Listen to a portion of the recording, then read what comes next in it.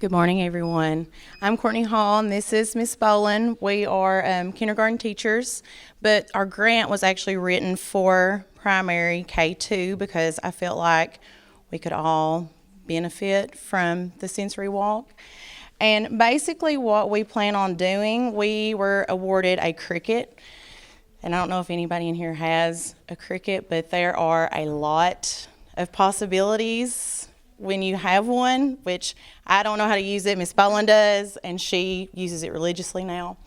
But one of the things in kindergarten, most of you all will know, is they have to learn sight words.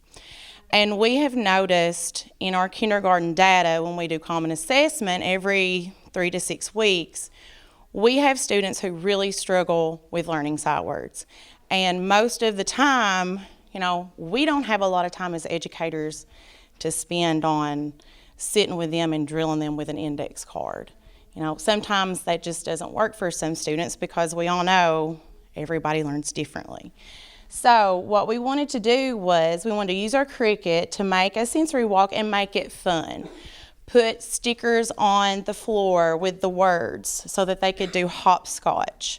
We printed out the handprint, and they have to put their hand a different way on the wall when they walk by and say the words, if that makes sense. Just something that really gets them moving, and we could even use it for a brain break if they wanted to be pulled out of the classroom, especially with our students who get a little antsy after sitting on the carpet for a long period of time. So we're really excited about it, and we're hoping that after we get it all implemented, our data will really show a spike in learning those sight words, being proficient and fluent in saying them, and hopefully they can have a little fun with it too.